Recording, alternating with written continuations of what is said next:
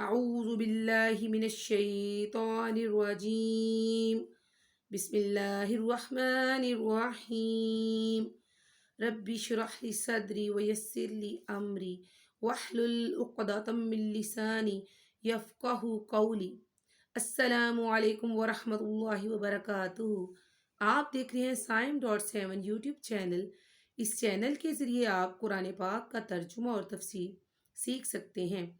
آج ہم سورہ بقرہ کی آیت نمبر 4 تا 7 کا ترجمہ اور تفسیر پڑھیں گے. بسم اللہ الرحمن الرحیم. شروع کرتی ہوں اللہ کے نام سے جو بڑا مہربان نہایت رحم والا ہے. والذین، اور جو لوگ یؤمنون ایمان لاتے ہیں، بما، جو کچھ، انزلہ نازل کیا، الیکا آپ کی طرف، اور ما، جو انزلہ نازل کیا، من قبلی کا آپ سے پہلے، وبالآخرتی، اور ساتھ آخرت کے، ہم وہ، یوقنون یقین رکھتے ہیں. اور جو لوگ ایمان لاتے ہیں اس پر جو آپ کی طرف اتارا گیا اور جو آپ سے پہلے اتارا گیا، اور وہ آخرت پر بھی یقین رکھتے ہیں. پچھلی کتابوں پر ایمان لانے کا مطلب یہ ہے کہ جو کتابیں اللہ تبارک و تعالیٰ نے انبیاء علیہ السلام پر نازل ہو فرمائیں وہ سب سچی ہیں اور ان پر ایمان لانا ہمارے ایمان کا حصہ ہے. چونکہ یہ کتابیں آج اپنی اصلی حالت میں موجود نہیں ہیں اس لیے ان پر عمل نہیں کیا جا سکتا. آج ہماری رشد و ہدایت کے لیے ہمارے پاس قرآن پاک اور احادیث نبوی صلی اللہ علیہ وآلہ وسلم موجود ہیں اور انہی میں بتائے گئے احکامات پر عمل کرنا ہمارے ایمان کا حصہ ہے.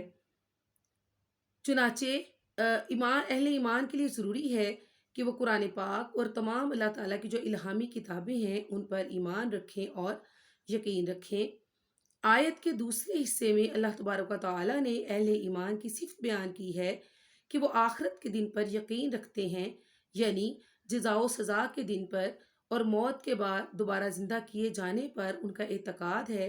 اور یہ ان کے ہمارے ایمان کا حصہ ہے کہ ہم آخرت پر یقین رکھیں. اور ہر وہ انسان جسے اپنے آخرت کی فکر ہوتی ہے کہ اس نے مرنے کے بعد دوبارہ زندہ کیا جانا ہے تو وہ اپنے عمل کی اصلاح کے لیے کوشش کرتا ہے.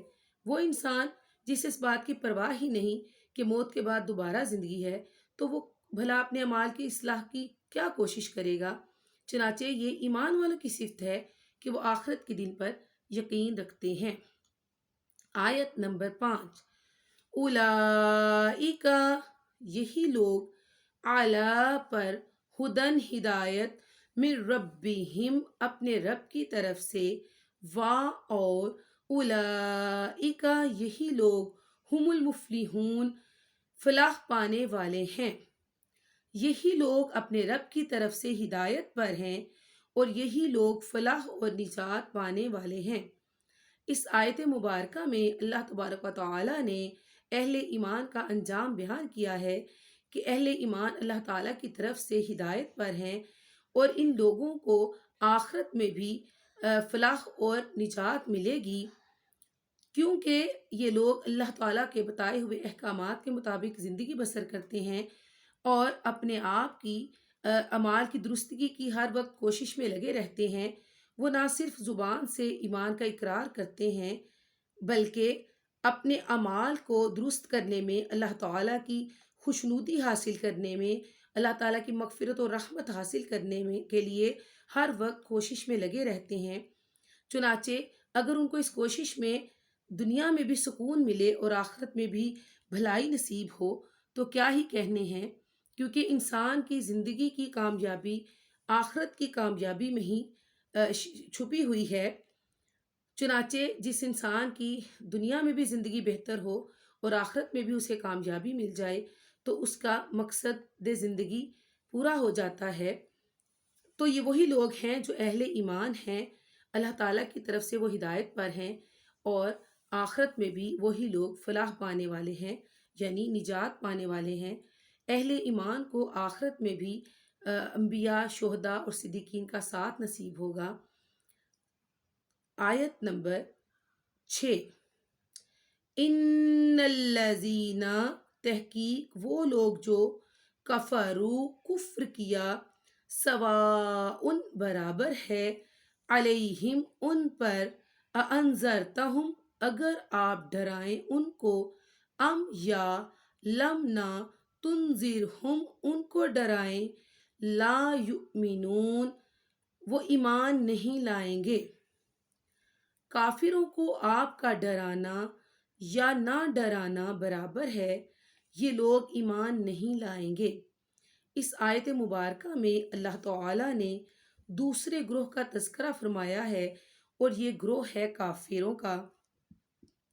وہ کفر میں اس حد تک پہنچ گئے ہیں کہ جس کی وجہ سے ان کا دل خیر اور اسلام کو قبول کرتا ہی نہیں، اور نہ ہی ان سے توقع رکھی جا سکتی ہے کہ وہ دین اسلام، خیر اور اچھائی کی باتوں کی طرف مائل ہوں۔ نبی صلی اللہ علیہ وآلہ وسلم کی شدید خواہش تھی کہ تمام لوگ اسلام قبول کر لیں، لیکن کچھ لوگ ایسے تھے جو کفر و عناد میں اس حد تک بڑھ گئے تھے کہ وہ دین اسلام کی طرف مائل نہیں ہوتے تھے۔ خصوصاً ان میں ابو جہل اور ابو لہب شامل تھے، جن پر دین اسلام کی کسی بات کا اثر ہی نہیں ہوتا تھا۔ چنانچہ اللہ تعالیٰ نے فرمایا کہ اے محمد صلی اللہ علیہ وآلہ وسلم، ان لوگوں کے نصیب میں ایمان ہے ہی نہیں، ورنہ آپ صلی اللہ علیہ وآلہ وسلم کی تبلیغ سے بہت سے لوگ ایمان لے کر آئے، حتیٰ کہ ایک وقت ایسا آیا کہ اسلام پورے عرب میں پھیل گیا، اور آج دین اسلام پوری دنیا میں پھیلا ہوا ہے اور اسلام کا بول بالا ہے۔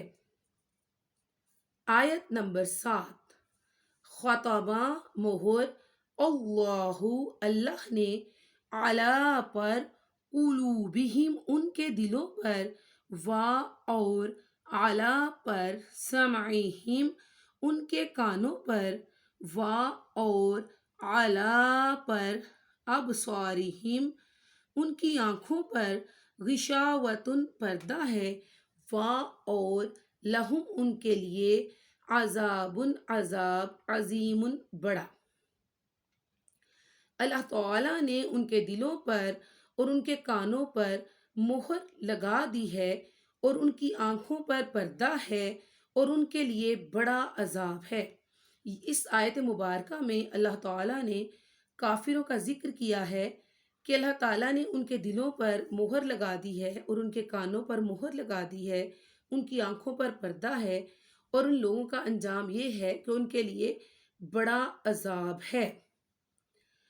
یہ لوگ کفر میں اس حد تک آگے بڑھ گئے تھے کہ ان کے دلوں پر اسلام کی تبلیغ کا یا اچھی باتوں کا کوئی اثر نہیں ہوتا تھا، اور ان کے کان حق بات سننے کے لیے آمادہ ہی نہیں ہوتے، اور نہ ہی ان کی نگاہیں کائنات میں پھیلی ہوئی اللہ تعالیٰ کی جو نشانیاں ہیں ان پر غور و خوض کرتی ہیں، بلکہ وہ ہر وقت اپنے کفر میں اس حد تک ہو گئے ہیں کہ ان پر ایمان کی کوئی بات اثر ہی نہیں کرتی، اور وہ ایمان کی طرف مائل ہی نہیں ہوتے، ایمان لانے کی طرف۔ تو چنانچہ ان کے ایسے لوگوں کے بارے میں ترمذی کی ایک حدیث میں فرمایا ہے، نبی صلی اللہ علیہ وسلم نے فرمایا کہ جب مومن کوئی گناہ کرتا ہے تو اس کے دل کے اوپر ایک سیاہ دھبا پڑ جاتا ہے، اور جب وہ گناہ سے توبہ کرتا ہے تو اس کا دل دوبارہ سے صاف شفاف ہو جاتا ہے۔ لیکن اگر وہ توبہ کی بجائے گناہ پر گناہ کرتا جاتا ہے تو وہ نقطہ پھیل کر سارا دل سیاہ ہو جاتا ہے اس کا۔ تو یہی حال ان کافروں کا ہے، ان کے دل پر کوئی بات اثر ہی نہیں کرتی، ان کے دل اس حد تک سیاہ ہو چکے ہیں کہ ایمان کی کوئی بات ان کے دل کو موم نہیں کرتی، نرم نہیں کرتی، اور ان کے کان کوئی بھی اچھی بات سننے کے لیے، دین کی بات سننے کے لیے تیار ہی نہیں ہوتے، اور ان کی آنکھوں پر بھی پردے پڑے ہوئے ہیں۔ وہ اللہ تبارک و تعالیٰ کی بنائی ہوئی کائنات پر غور و خوض ہی نہیں کرتے، اور نہ ہی اللہ تعالیٰ کی نشانیوں پر غور و خوض کرتے ہیں اور عقل حاصل کرتے ہیں۔ ایسے لوگوں کا انجام بہت برا ہے۔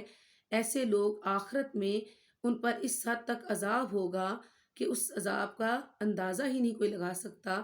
ایسے لوگوں کے لیے آخرت میں بڑا عذاب ہے جو اللہ تعالیٰ پر ایمان نہیں لاتے، اللہ تعالیٰ کی دی ہوئی نعمتوں کا شکر ادا نہیں کرتے، کائنات پر غور و فکر نہیں کرتے، اور یہ وہ لوگ ہیں جو اللہ تعالیٰ کا انکار کرتے ہیں اور یہ کافر ہیں۔ اللہ تبارک و تعالیٰ کی ذات ہمیں قرآن پاک پڑھنے اور اس کی بتائی ہوئی تعلیمات پر عمل کرنے کی توفیق عطا فرمائے، آمین۔ اگر آپ کو میرا درس اچھا لگا تو لائک، شیئر اور کمنٹ ضرور کیجیے گا۔ السلام علیکم ورحمۃ اللہ۔